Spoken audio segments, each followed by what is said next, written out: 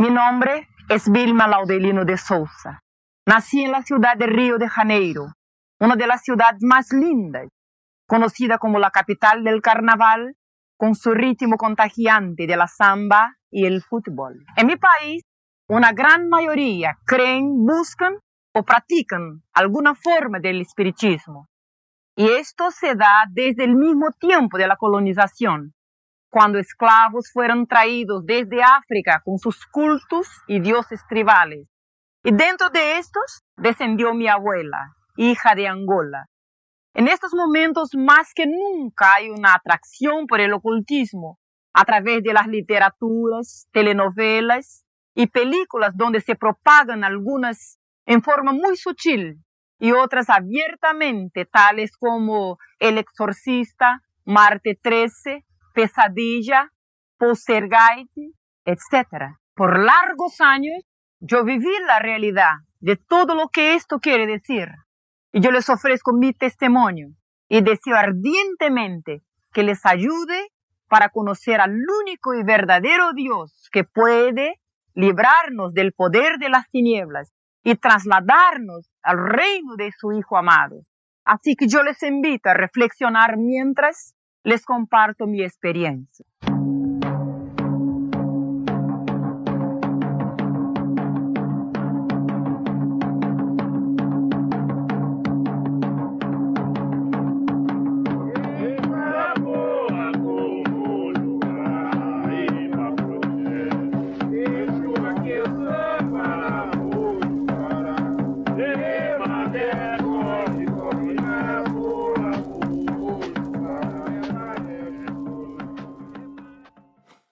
Vilma, usted es una persona muy conocida a nivel latinoamericano, ministrando el Evangelio a muchas personas importantes involucradas en la magia negra. ¿Cuáles fueron las circunstancias que la llevaron a dejar a la brujería y a buscar a Jesucristo? Todos los adoctrinamientos por los cuales yo tenía pasado a un largo de 22 años de una vida consagrada a los espíritus, a las sectas que se caracterizan en mi país, Brasil, y muchas que se denominan como tipo Umbanda, Candomblé, y he llegado a la cumbre que se llamaría Quimbanda, o sea, una ramificación de magia negra. En cierto momento en mis prácticas, habiendo tenido una experiencia agravante, yo me di cuenta que algo iba mal. Y a lo mejor te puedo decir que yo no busqué, yo fui buscada por Dios. Yo tengo entendido que desde antes de nacer y durante toda su infancia, su vida fue dedicada al ocultismo, la brujería y al espiritismo. Cierto, yo desciendo de africanos y desde mis ancestrales se practicaba la magia en mi familia. En el mismo momento de mi nacimiento, mi abuela, una señora bruja, me consagró a los espíritus, a los mismos que poseían a su cuerpo, ya que sabía que se acercaba el momento de su partida. Y desde mi llegada al mundo, yo fui entregada a ellos. ¿Cómo se explica lo que sucedió esa noche? Desde esta mañana, cuando me desperté al otro día, ya un sentimiento fuerte me dominaba, miedo. Un miedo horrible, la impresión que alguien me miraba de algún punto, alguien yo asustada. Siempre se caracteriza así esta posesión, por un miedo desenfrenado, inexplicable. Pero ahí había algo más raro aún en mi casa. No había nadie. Y yo corría por toda parte y buscaba a la mamá, a mi hermana, cuando ahí estaba un perro, un policial negro. Y para mi sorpresa, se vuelve y se pone a conversar conmigo con voz audible y masculina. Fueron estos los primeros modos por lo cual el príncipe de tinieblas se va tomando una serie de factores para llegar finalmente a dominar total mi vida. ¿Ese fenómeno espiritista se repitió o hubieron otros? Yo pasé a ver cosas, escuchar barullos, y puedo decir que he vivido como que protagonizando el papel principal de una película de terror. Porque muchas veces me han preguntado cuáles fueron, y yo les digo que todos, de toda forma que usted puede imaginar, desde terror nocturno a visiones diarias, escuchaba pasos, bullas, voces, y veía personas se materializaban como te estoy viendo ahora. Yo los veía siempre, nunca vi cosas con los ojos cerrados, y principalmente nocturnamente, hasta que llamó la atención de mi familia. Y se empezaron a me llevar a personas que hacían trabajos y arreglaban las cuestiones. Y la intención era educar los espíritus, porque me pegaban fuerte, me daban, me tiraban el pelo, me echaban al suelo de mi cama anoche y a veces me golpeaban en la cara. Yo siempre temblaba, tenía mucho miedo. Yo tentaba gritar, ¡socorro!, pero no salía la voz. Era como si tuviera en medio un achaque de epilepsia. Yo quería gritar, pero no conseguía moverme, mi cuerpo siempre enrijecido y yo totalmente impotente a toda manifestación que se daba. A los 7 años de edad me llevaron de vuelta a mi abuela, porque ya ninguna persona de baja categoría podría ajustar o educar a aquellas entidades. Así que me acuerdo que en una noche, me parece una pesadilla cuando me acuerdo de aquella noche, cuando me pusieron traje y adelante de un mantel lleno de sacrificios, los atabaques batían y carcajadas y gritos estridentes de las entidades y la gente palmeando y bailando, y yo ahí estaba siendo confirmada como una sucesora de mi abuela. Yo miraba a mi mamá muy asustada y ella hacía que me quedase calladita, porque todo era necesario a causa de mi futuro. A mí me decían que yo fui predestinada para ser una sacerdotisa. Bien temporariamente las cosas se atenuaron. Mientras yo servía ahora, porque como tenía mucho poca edad, no podría llegar al grado mayor. Entonces empecé en Umbanda, una ramificación mezclada con blanco de espiritismo brasileño, pero que en realidad esconde cosas muy fuertes, muy dominadoras, cosas que pueden destruir eternamente a una persona. Ahí se invocan espíritus de muertos, espíritus del aire, del cerro, de selva, del mar, pero por detrás de todos estos y en toda esta planificación, todas estas entidades, o sea, espíritus que fueron tomando gobierno de mi cuerpo, se escondía una sola persona. Y esta yo la encontré al fin de la caminada. A los 13 años de edad, yo llegué a una segunda secta que predomina en mi país, Candomblé. Esta ahora está casi que mundialmente conocida. Se trabaja mucho con poderes psíquicos, gobierno de mente, con mensajes de extraterrestres. Se trabaja con control de carácter, de personalidad, control político, control emocional, control financiero. A través de Candomblé, cuando yo llegué ahí, buscando una respuesta para mi problema, se dio algo rarísimo. Ahí estaba un templo muy grande, un sacerdote. De espalda estaba cuando yo adentré, buscando respuesta, de nuevo le digo. Y cuando percibió mi aproximación, hice un gesto y se sacó una toalla y hace una reverencia. Yo perdí el sentido. Cuando me di cuenta, toda una noche se había pasado. Mi mamá me miraba muy admirada y me preguntaba, ¿tú no sentí nada? Le dije, no siento nada. Y me dije, hija, un príncipe adentró a tu cuerpo y tomó mucha aguardiente y ha fumado muchos habanos. Y yo tenía 13 años de edad. Sus padres, ¿qué había detrás de ellos? Fíjese, mi mamá era espírita, así como mi abuela. Y mi papá no creía en nada, era ateo. Aproximadamente entre los 9 y 10 años, algunos fenómenos también paranormales se daban conmigo en la misma escuela.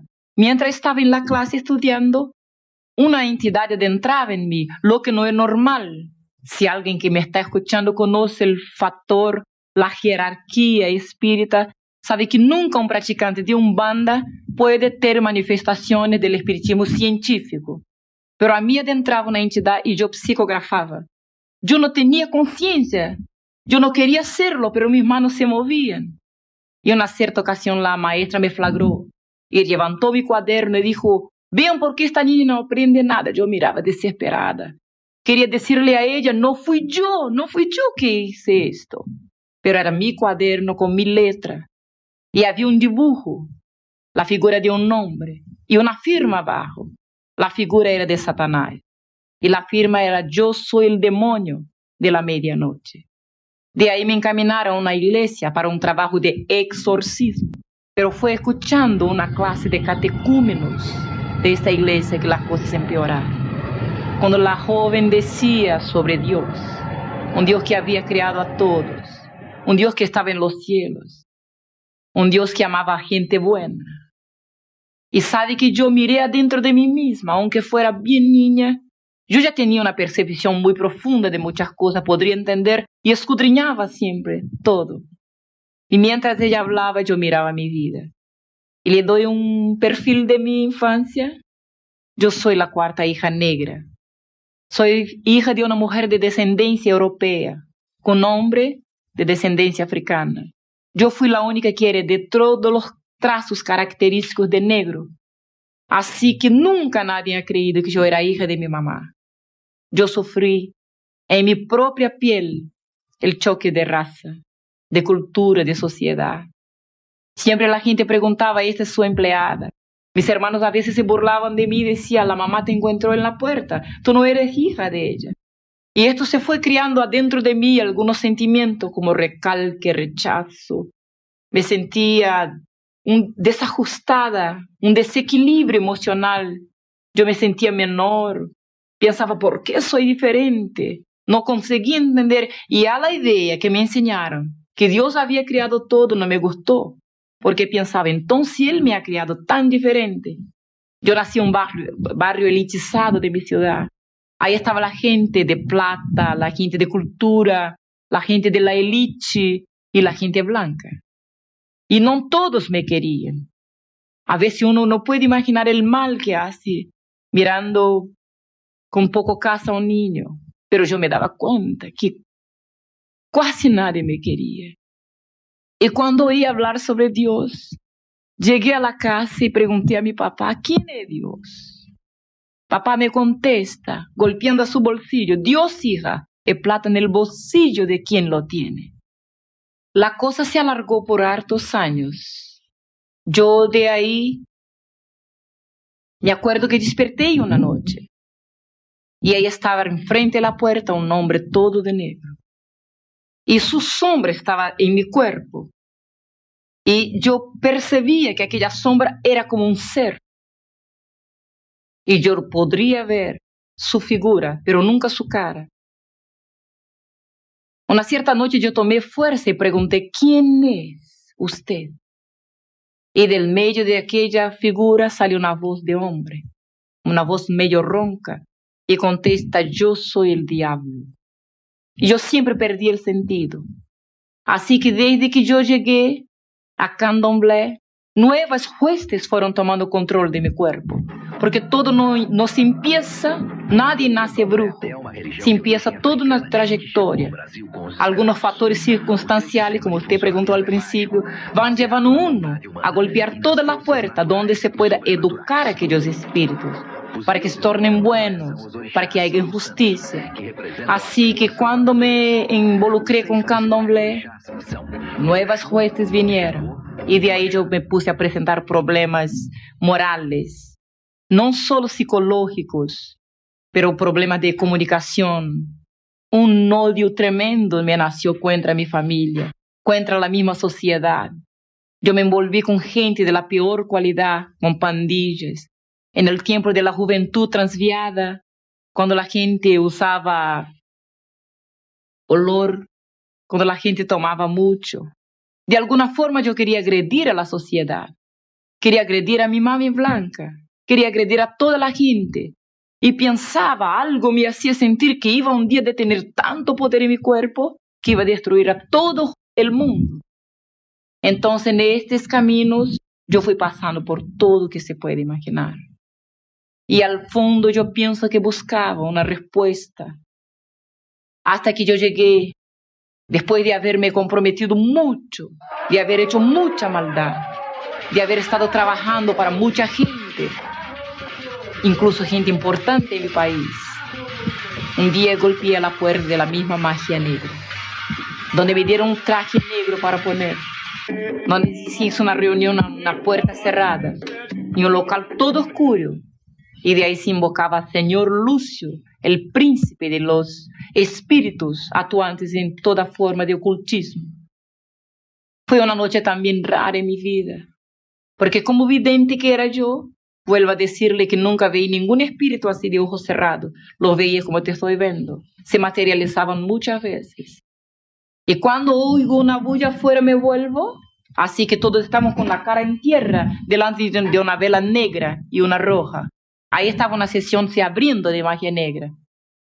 Cuando veo adentrar un hombre, y no tenía cacho ni cola, era muy bonito a la vista. Pero su mirada, cuando se ponía en mí, mi cuerpo se ponía como si tuviera un achaque, como si estuviera entorpecida, anestesiada. Y cuando me fijé, yo bajé mi cabeza, la adentro. Y se manifestó en la señora que jefeaba ahí, la bruja jefe. Y vino usando una corona de oro, una ropa negra, un puñal y un tridente. Usaba en sus manos. Y vino directo hacia mí. Me dije, tú, yo te escogí desde tu nacimiento. Y quiero que haga un pacto eterno conmigo. Entiendo que hay grados en la magia negra. ¿A qué nivel llegó usted? Fíjese que el espiritismo tiene muchas escalas. Hay los que van por curiosidad. Hay los que llegan por necesidad. Y por ahí se empieza un comprometimiento con la entidad. O sea, el pidiente pide un favor. Y de ahí ya está comprometido. Cuando el espíritu le hace alguna cosa, usted se torna deudor. De ahí le requiere algún sacrificio, alguna ofrenda. Y va por escalas hasta que llega a pedir su propia alma. Pero esta ya sería la escala mayor para los que se involucran, los que practican, que asisten, que cultúan inclusive con danzas, con cánticos, con palmas. Yo, por ejemplo, pienso que llegué al grado mayor porque él mismo había declarado, te escogí. Hoy día yo glorifico a Dios, porque se me dije Lucio, que me había escogido el momento de mi nacimiento para quizás ocupar un lugar de destaque en la brujería brasileña. La palabra de Dios me dice que antes que yo viniera al vientre de mi madre, el Señor Jehová también me tenía escogido. Pero en esta ocasión todos me miraban y me trataban con reverencia, porque yo ya tenía poderes, yo podría influenciar en personas. Siempre trabajaba por revelación. Y un brujo actúa mucho por su propia fe, su convicción. Teóricamente yo no conocí mucho el espiritismo. La cosa estaba en mí, ¿me entiende? En mi mente me ocurría. Yo pensaba, tiene que ser esto y esto. O sea, yo ya no vivía. Lucio o Lucifer vivía en mi mente. Entonces, se puede tocar en una familia. Se puede cambiar a un hombre en homosexual. Muchas veces lo he visto. Se puede destruir un hogar, un negocio, un gobierno. Se puede llevar uno al gobierno y se puede sacarlo también. Todo esto se hace en magia negra. A poco tiempo mi país fue avalado por un escándalo a nivel mundial, cuando se descubre que un presidente de república practica magia negra. Pero esto no es inédito. En toda tierra, en este momento, millones y millones de personas buscan en cosas místicas, en ocultismo, en toda suerte de práctica de hechicería, la respuesta para sus problemas. Hay un desenfrenamiento espiritual en el hombre, una ignorancia, un analfabetismo que los está conduciendo por cualquier puerta, porque hay un dicho que toda calle te lleva a una venta, pero no todos los caminos te llevan a la verdad. Yo ahí cuando llegué a la cumbre pensaba que había llegado al estatus, al grado mayor.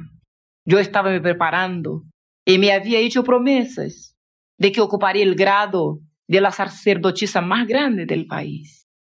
Y de ahí yo pasé a cuestionar el grado que yo ocupaba. ¿Por qué mi influencia siempre era negativa? Siempre yo podría herir a una persona, incluso a mi padre, a mi madre. Cuando me aburría la gente, yo los miraba solo. ¿Puede comprender a dónde llegué yo? Y yo con mi mente le daba una orden. Se llama telepatía. Y yo sencillamente le decía a la mente, te va a enfermar ahora. Y veía a la persona mal. Algunas veces he herido muchas personas. Realmente en momentos yo no comprendía qué fuerza esta. Algunas veces mi madre me decía, tú te parecías al diablo. Y reía yo en la cara de ella. Y yo decía, no hay diablo, no existe diablo. Porque me puede creer que un practicante de estas cosas no tiene un conocimiento real y verdadero de quién es el espíritu mayor con quien está lidando. O sea, yo lo consideraba un justicero, un amigo, una persona que me hacía favores y que me golpeaba y que me castigaba porque era mi dueño, mi señor, tenía poderes sobre mí, pero también con quien yo podría buscar favores espirituales y a través de quien yo podría recibir favores. Y o sea, tener dominio sobre ciertas situaciones. Ahí en Magia Negra, gente muy importante, artistas, políticos, gente famosa nos buscaba. Algunos que hoy día tienen renombre, son muy conocidos. Infelizmente, fueron buscar la transitoriedad de la gloria, de la fama, de todo que detiene ahora en la tierra, a los pies de Lucius, el príncipe de los demonios, que está ahí en Brasil. ¿Había en algún momento una motivación lucrativa detrás de estas prácticas? Sin duda es muy cara la parte sacrificial de magia. O sea, una misma consulta que se hace a un brujo para que se invoque una entidad más fuerte como esta que trabajábamos, esto sale carísimo. Y no cualquiera puede pagar el precio. Y claro que el brujo recibe su parte, recibe mucho. Pero puede imaginar un saquetel sin hondo, así que se recibe mucho hoy día y mañana ya no se tiene nada. Es como un miraje. Usted ve una impresión, es una ilusión. Usted ve miles y miles, tiene mucho oro, muchas cosas, porque se requiere la gente en su desenfreno de conseguir inmediatamente favores, dan oro, dan joyas, dan de todo que se exige. Pero algunas veces he visto la entidad diciendo, yo doy con una mano y quito con las dos. Esto me hizo cuestionar y un otro factor. ¿Le cuento? Cuando en una noche en media práctica, una persona nos busca y pide que matemos una cristiana, una evangélica. ¿Sabía que fue la primera vez que oí hablar del evangelio?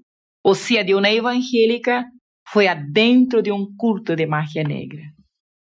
Bien, y yo le abro una comilla para decirle que también nos enseñaban contra los evangélicos, que eran los enemigos número uno de nuestra causa espírita, y que por los evangélicos la tierra no estaba gobernada por el príncipe justiciero Lucius.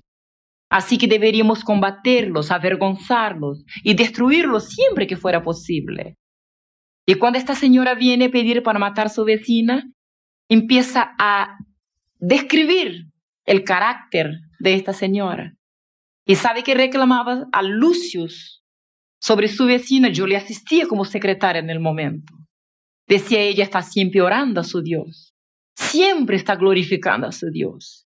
Siempre cantando alabanzas. No es adoradora de la señora, de la Virgen.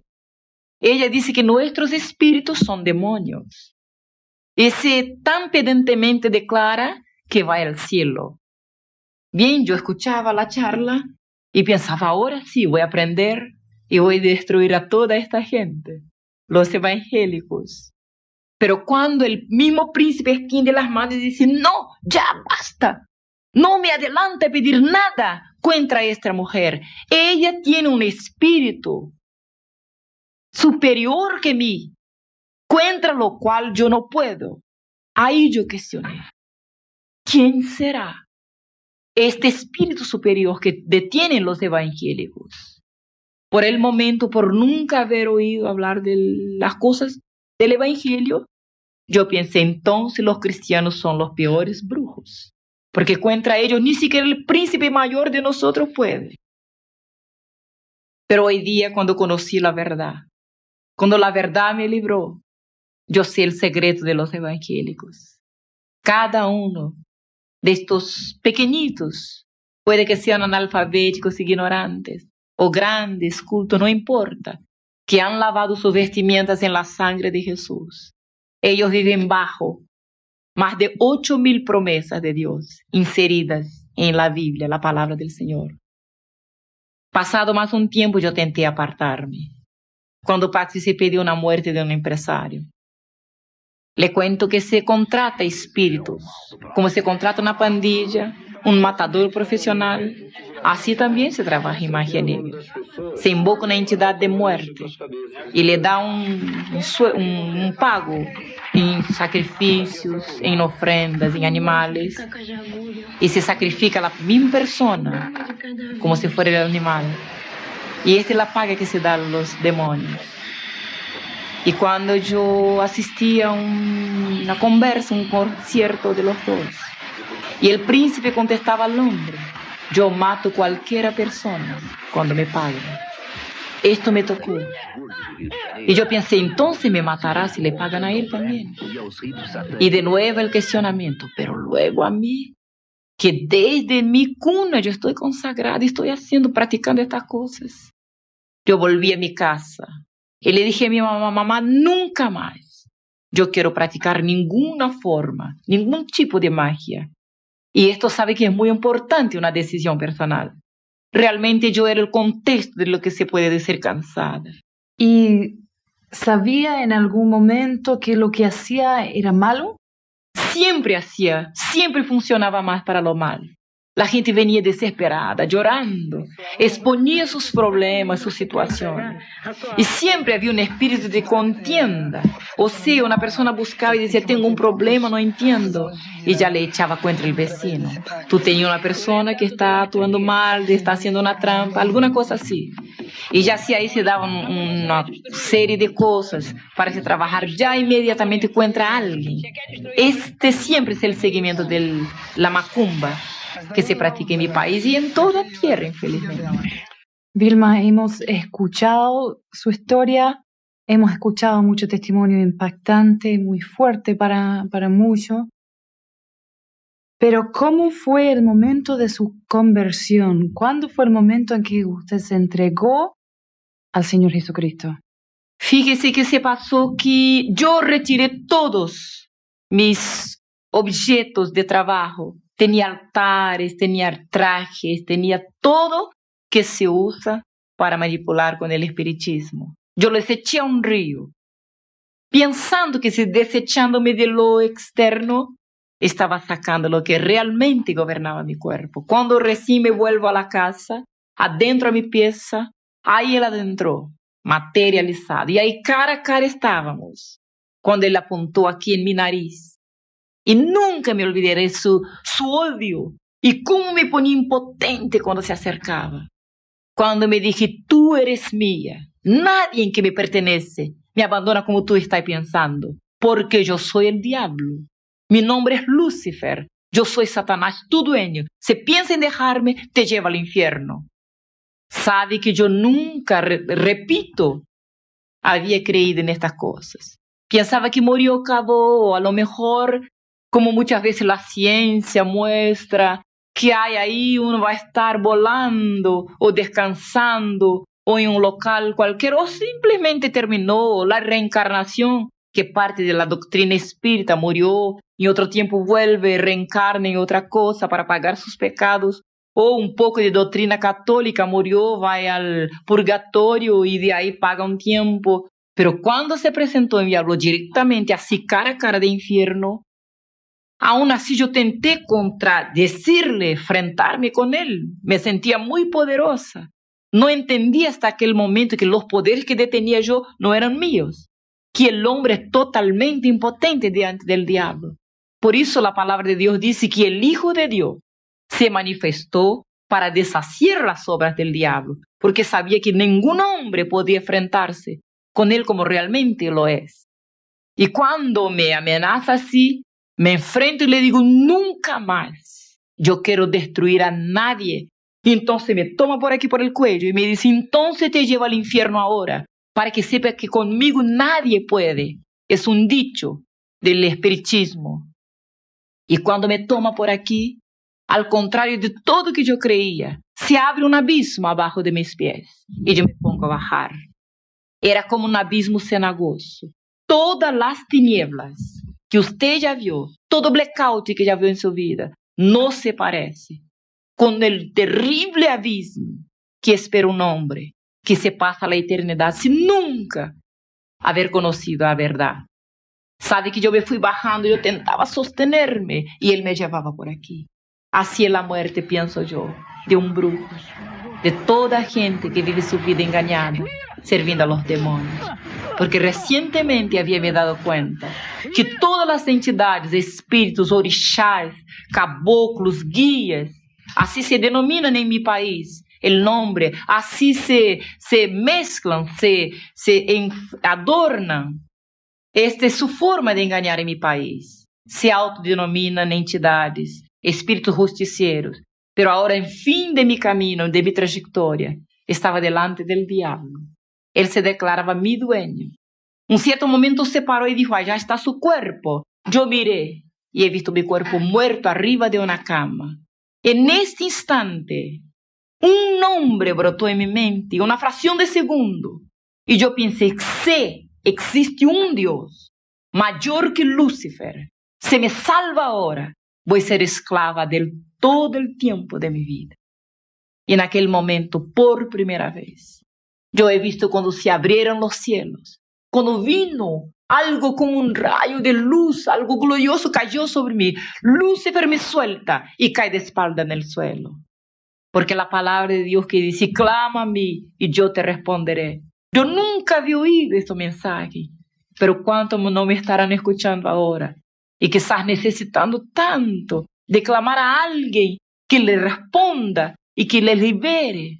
Ahí estaba se manifestando en mi vida, por primera vez, el grande poder de Dios. Yo he visto Lucifer por tierra. Para mí era un rey, era un señor.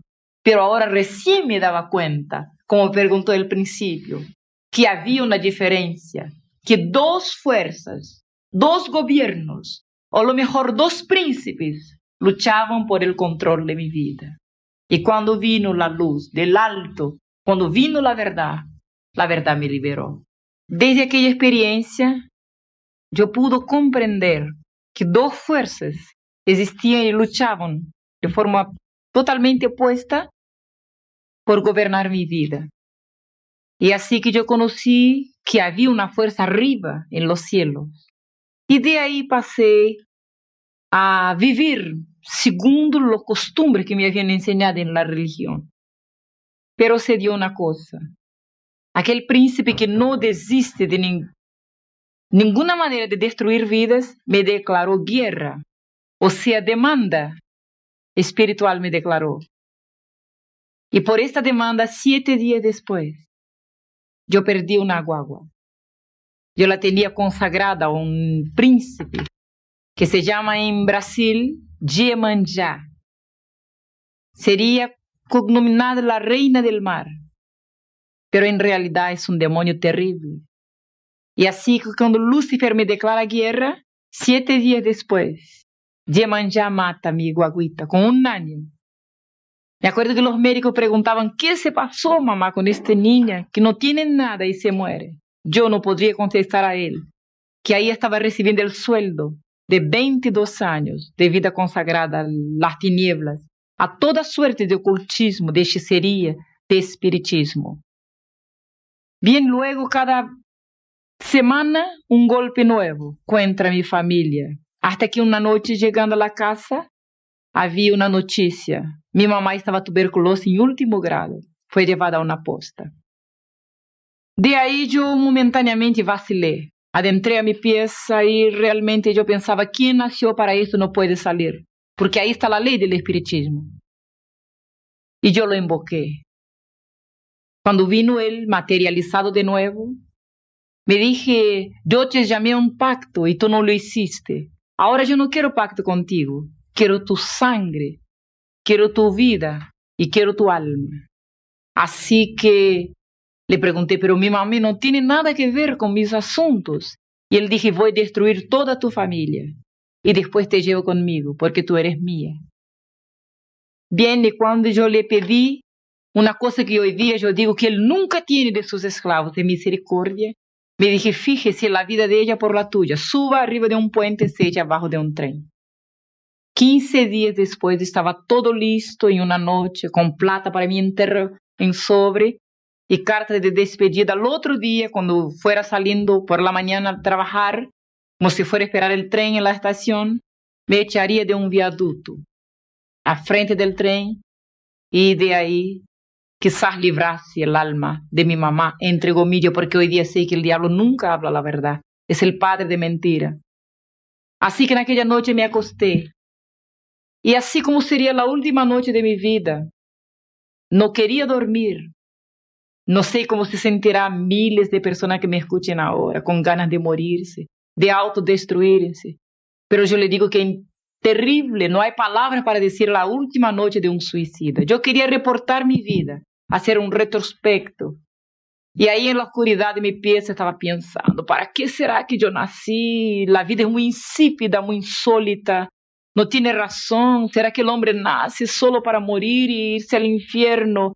Y un cuestionamiento sin fin yo me llevaba hasta que llega la madrugada.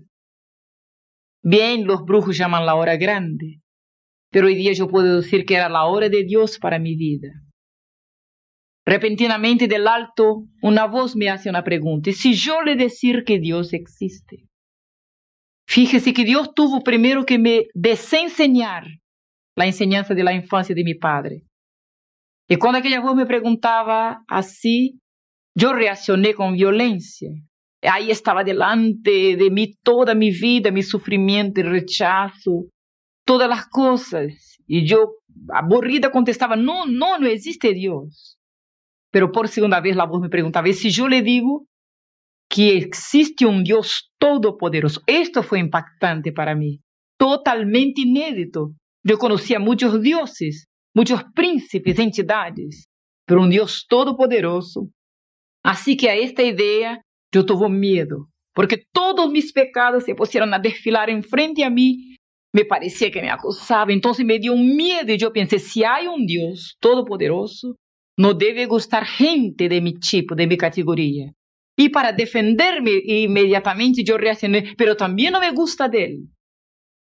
Así que por tercera vez una voz dulce, suave, me pregunta de nuevo, y si yo le decir que hay un Dios todopoderoso y Él te ama, así como tú eres, yo reaccioné. Puse las manos aquí, empecé a llorar, y yo lloraba, y al fin mi alma gemí. Yo pensaba, qué bueno si hubiera un Dios que amase a mí con todo este error, con todo esto pasado, con toda esta basura. Y mientras yo lloraba, una luz fuerte, fuerte adentro de mis ojos, yo saqué las manos y ahí al frente de mí estaba algo inédito. Yo conocía miles de príncipes. De nuevo, les voy a decir, siempre fui vidente en mi vida. Siempre tuve conexión con el mundo espiritual. Conocía muchas cosas, pero nunca aquella luz. Y yo quería fijarme, pero ella me ciegaba. Y cuando me paré para ir en dirección de aquella luz, que yo no comprendía aún quién era que estaba ahí, entonces veí cuando mis manos, mi cuerpo empezó a dar vueltas y cuando yo caí de espalda para el frente y los demonios a su turno iban adentrando en mi cuerpo. Yo estaba muy admirada porque podría verme en el suelo y recién, mientras escuchaban los demonios diciendo garabatos, blasfemias, insultos y se rascuñaba como una culebra yo por el suelo, yo comprendí recién que estaba poseída por un espíritu enemigo de aquel supuesto de luz que estaba se acercando de mí. Y ahí en mi pensamiento me puse a llorar. Y aún así reaccioné como una bruja. Yo lloraba y decía, fíjese Dios, tú eres injusto, tú eres malo. ¿Por qué tú permitiste que yo viniera al mundo para hacer tanta maldad? y ahora recibir en mi propio cuerpo el pago de esta maldad. Y para mí me parecía, no podría mirarlo un segundo, me parecía que estaba me mirando, serio. Y cuando yo quería herirlo de alguna forma, y le dije, fíjese, yo sufrí tanto en este mundo, que sufrí más que tu hijo, porque me habían dicho alguna vez que Dios tenía un hijo, cosa que nunca yo he acreditado. Cuando hablé así, sentí, no pudo ver que reaccionó, y sentí cuando me levantaron del suelo, y fui siendo llevada por el aire, y me pusieron parada en un local, y yo abrí los ojos. Miré alrededor y ahí he visto la escena que cambió todo el futuro eterno de mi alma. Miles de personas ahí estaban en una plaza grande. Veía un predio al fondo, las columnas, veía la multitud gritando y yo pensaba, qué raro, ¿qué estoy yo haciendo acá? Porque los trajes de las mujeres, todo costumbre, como si fuera una otra época. Yo veía que la gente gritaba y algo se pasaba ahí en aquel predio y fui abriendo camino ante toda aquella gente para ver qué se pasaba ahí adelante. Y veía una cuerda humana formada por soldados que se vestían como los romanos de la antigüedad. Ahí arriba de la escala había muchos soldados y un hombre en una silla grande que se paró y apuntó a otro que estaba atado en un local lleno de soldados. A un poste estaba atado. Y cuando preguntó, ¿qué haré de Jesús de Nazaret? Me impactó mucho este nombre, porque yo conocía varios Cristos, como el Cristo de Plaga, el Jesús de Bonfim. Conocía muchos, Oxalá era una ramificación que se llamaba el Dios, pero nunca había oído este nombre Jesús de Nazaret. Y cuando el hombre apuntó a la columna y preguntaba así, la gente se puso a gritar rabiosa, crucifica, crucifica, y yo los miraba. Inconscientemente me paré las manos y me puse a gritar y me dio una rabia, un odio, yo me puse a gritar, pero de repente pensé, ¿qué estoy yo haciendo acá? ¿Qué tengo yo que ver con este hombre? Y me volví hacia atrás a ver más quién ahí estaba. Y he visto una escena que nunca más me olvidaré. Todos mis compañeros de hechicería, de toda ramificación del espiritismo por lo cual yo tenía pasado, ahí estaban, participando de la cena que llevó a la muerte el Hijo de Dios. Todos mis compañeros de pandilla, de fiesta, de tomar, de calles, de todo que hacíamos nosotros de mal. Todos gritaban. Y había más gente de todo tipo, toda clase, categoría intelectual, social, y todos gritaban con odio. Y yo me devolví de nuevo y pensaba, ¿qué tengo yo que ver con esta cena? En realidad yo nunca imaginé que también a causa de mis pecados fui participante de la muerte del Hijo de Dios. Yo también fui culpable. Pero cuando el hombre lavaba sus manos y entregaba aquel reo, aquellos soldados que ahí estaban, le cuento como yo he visto, y lo llevaron a un patio ahí interno del mismo local, y veí cuando le quitaron la ropa hasta la cintura y lo ataron de espalda, como se hacían con los esclavos antiguamente, a una columna, la gente a la rueda, y yo mirando cuando un soldado saca un azote y empieza a dar vueltas en el aire, y yo me fijaba, y qué raro, y la gente palmeaba, reía y gritaba. Pero aquel azote no era una arma normal, tenía un cable, varias puntas de cuero, y en la punta de cada punta, un pedacito de hierro más o menos así. Y cuando aquella cosa daba vueltas en el aire y golpeaba, aquella espalda sensiblemente se abría y rasguñaba aquellas carnes. Molía aquel hombre. La gente palmeaba, reía, y el azote daba vueltas. Era como un maestro en lidiar con aquella cosa. El hombre le jugaba, aquel cuerpo temblaba. Y yo miraba y pensaba, ¿cómo puede? ¿Cómo puede una escena de tanta cobardía? Miles, hombres fuertes, soldados contra uno, que se parecía tan indefenso en el momento. Y yo miraba y pensaba, ¿por qué no se defiende? ¿Por qué no dice nada? Yo en realidad no sabía que allí estaba un cordero, allí estaba una oveja que fue llevada muda ante sus trasquiladores a causa de mis pecados. Y yo miraba aquella escena y pensaba, ¿por qué no se defiende? ¿Por qué no dice garabato? ¿Por qué no insulta a la gente? Yo no sabía que por amor ahí estaba, por amor de mí y por amor de ti también. Y mucho tiempo estuve mirando aquella cosa. Era insoportable ver. no era como los cuadros, como las imágenes que existían en las iglesias. El hombre estaba todo lleno de heridas. Cada vez que el azote le daba en la espalda, se abrían y se le arrancaban pedazos de carne.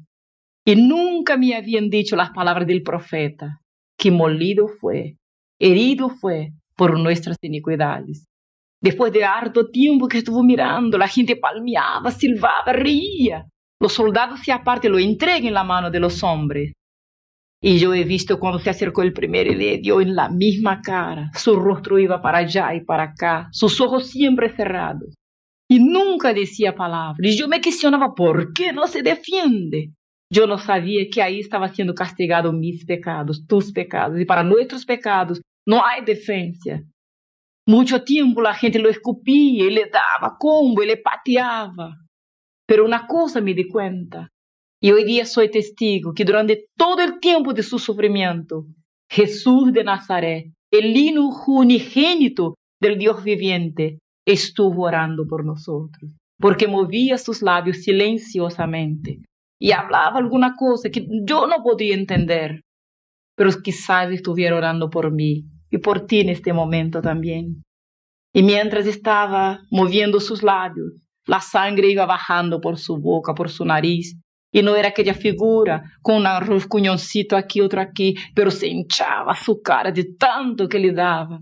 Tanto que la gente le pateaba, le escupía, se mezclaba la sangre con el escupir de la gente. Después de mucho tiempo volvieron los soldados. Y aquel hombre ya no era una cosa normal, era una masa humana, pero sin decir palabra. Veía cuando se acercar con una almohada y tenía algo arriba. No era como aquella cosa que usted ve en las imágenes, muertas en las paredes. Eran unas espinas grandes y se cruzaban para abajo. Y yo vi cuando el soldado levantó su cara. Él tenía los ojos cerrados. Vi cuando clavó y le apretaba sus ojos. Cuando le dieron con algo como un pedazo de palo, una cosa así como una caña, le dieron. Y él encogía su cuello. Y de ahí se bajaba la sangre. Yo miraba y pensaba, ¿cómo puede alguien sufrir tanto y callado? Y la sangre iba bajando. Y yo oía cuando el golpe daba en la cabeza, le encogía. No sé de dónde. Yo me puse a gritar, pare, no hagan esto. Este es el Hijo de Dios, Él no merece tal sufrimiento. Y si yo, que soy una bruja, de repente todos pararon y me miraron. Y por primera vez en toda aquella escena, aquel hombre abrió sus ojos y miró directamente hacia mí. Se puede imaginar, Jesús de Nazaret, el Hijo de Dios, me estaba mirando directamente. Yo pensaba al momento que estaría con odio porque le hicieron sufrir mucho. Todas palabras serían cortas, pocas, para decir lo que ha sufrido aquel hombre. Pero al contrario, estoy acá para decirle que nunca he visto una mirada más llena de misericordia, de amor, de bondad, que la mirada de Jesús de Nazaret. Él ahí estaba me mirando y yo estuve atada a su mirada. Yo quería decir algo, pero ahora las lágrimas corrían por mis ojos. Y me miraba con amor. Cuando dijo, no, mi hija Vilma, yo tomé un susto. Yo pensé, entonces, Jesús me conoce. Yo no soy un vegetal, no soy una cosa. Y él decía, no, mi hija Vilma, nadie podría soportar tal sufrimiento. Solamente yo, y apuntaba su cuerpo todo herido, todo ensangrentado. Y decía, yo sufrí todo esto por amor de ti, y extendió sus manos hacia mí. En aquel instante yo abrí mis ojos. Se había pasado la visión, y yo caí de rodillas. Yo nunca había hecho una oración, nunca había conocido lo que fuera luz, ¿verdad? Pero cuando yo caí de rodillas, vi una paz, algo tan especial, una vergüenza por mis pecados, por mi pasado. Y yo hice la primera oración al Dios hasta poco desconocido. Y yo le dije, Dios, mira, mi vida no vale un centavo siquiera, pero todo tiempo que me resta, yo lo entrego a tu Hijo Jesús, porque hoy día yo comprendí que Él sufrió y murió por mi causa. Y cuando me levanté de aquella oración, Yo ya era una nueva criatura. Yo busqué a los demonios y ya no estaban ahí. Yo sentí un gozo, era una paz, era algo tan inexplicable. Yo fui a la cocina, la mamá estaba mal, tuberculosa, y yo le prediqué el primer mensaje de mi vida. Yo le dije, mami, Dios existe, mamá. Jesús murió por mí, mamá. Este Dios cambió mi vida. Me hice una nueva criatura. Puse un cántico nuevo en mi boca, un himno al Señor. Muchos lo han visto y han conocido y glorificado al Señor. En este momento, cuéntenos de su ministerio. ¿Cómo está sirviendo al Señor ahora?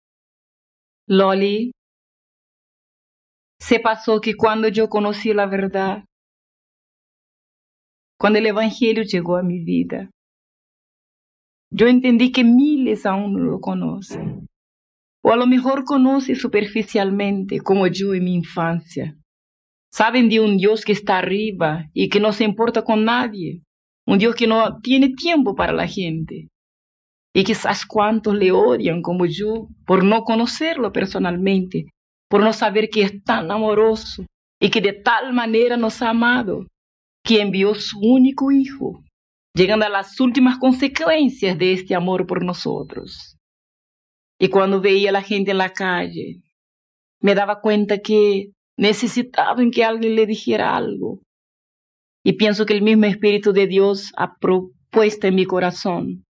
Yo dediqué toda mi vida. He recorrido muchos países. Gran parte de mi propio país yo he estado recorriendo.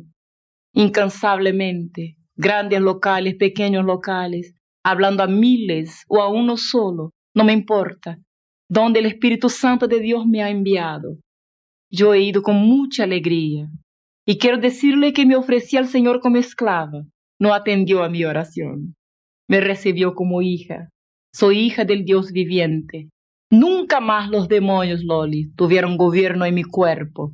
Nunca más el vicio, el odio, la miseria. Jesús cambió todo el futuro eterno de mi vida.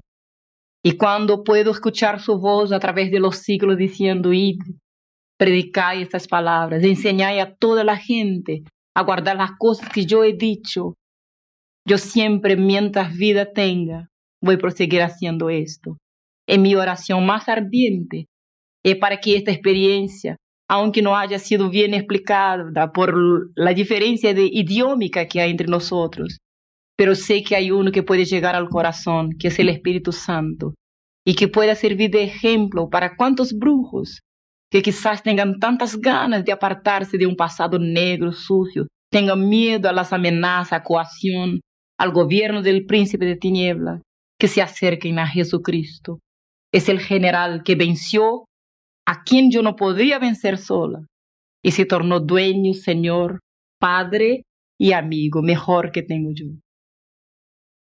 Vilma, muchas gracias por estar con nosotros. Ha sido una bendición para nosotros poder escuchar, compartir este testimonio con muchos que necesitan escuchar este tipo de materia para llevar su vida en alguna manera a los caminos del Señor y trasladarse de la oscuridad a la luz. Y le agradecemos con todo nuestro corazón por este tiempo juntos. Amén.